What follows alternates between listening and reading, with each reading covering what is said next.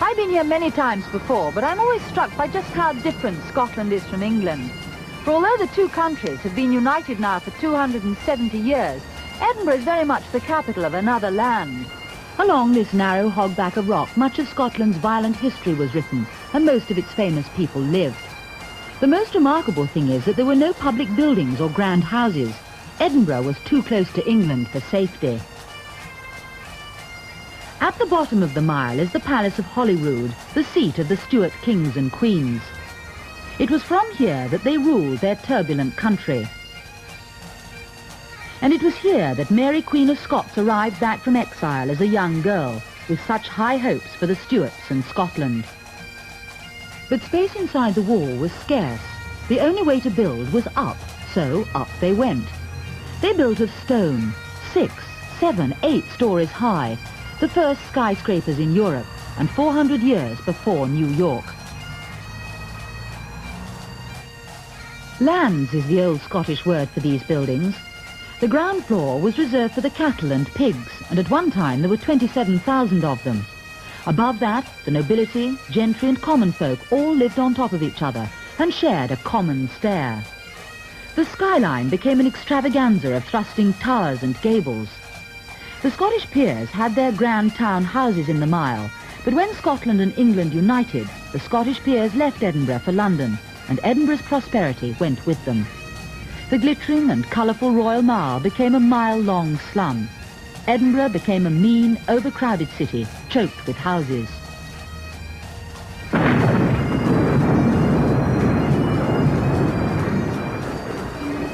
One day, the side wall of a building 6 stories high collapsed. Not many people were killed, but everyone had had enough. The citizens of Edinburgh decided to build a new town. And here it is, the new town that they built. They begged and borrowed money, engaged architects, and drew up plans. They drained the castle lock. They got an Act of Parliament to extend the boundaries of the city.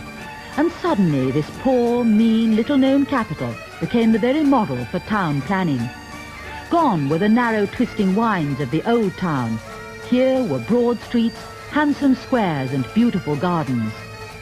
The new Edinburgh became known as the Athens of the North, and today is not only one of the most beautiful cities in Europe, but a thriving centre for banking, law, and education.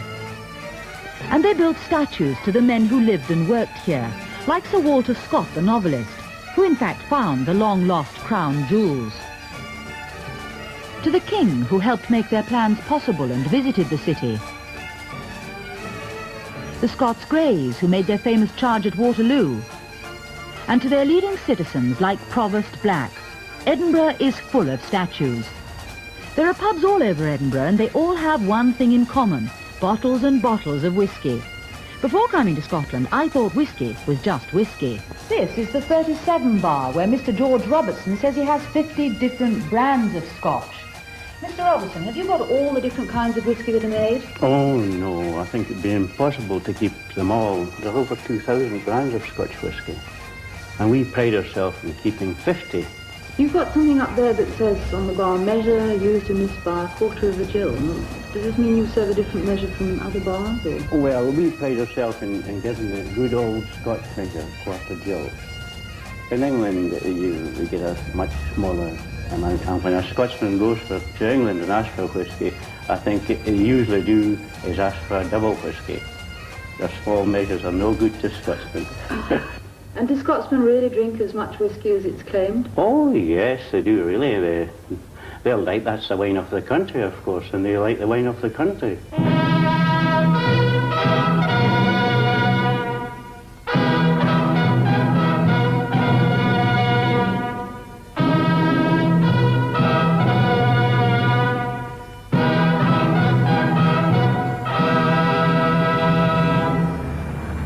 The Edinburgh Festival of Music and Arts, lasting 3 weeks in August and September, was started 25 years ago. It's a tremendous idea, and visitors from every corner of the world pour into the city to enjoy the best orchestras, musicians, conductors, singers, dancers and actors who come to perform in Edinburgh. But in all this galaxy of international culture and new thinking, Throughout the festival, the greatest, the most popular, the most sold-out attraction remains obstinately Scottish and traditional. The floodlit tattoo on the esplanade of the castle.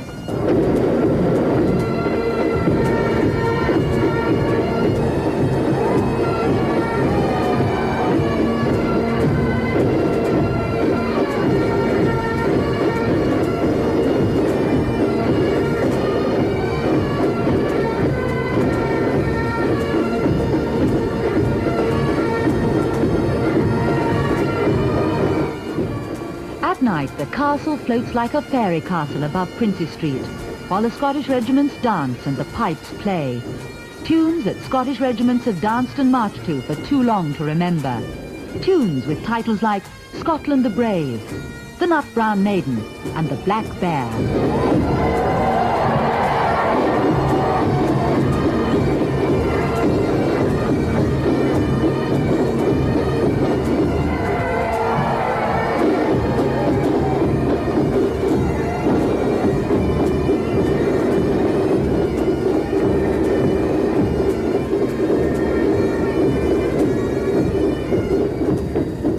Surprisingly, the bagpipes are just about the one thing the Scots can't claim to have invented. Bagpipes came from the East, but the Scots certainly have made them their own. They've been making them in this shop just beside the castle for nearly 200 years.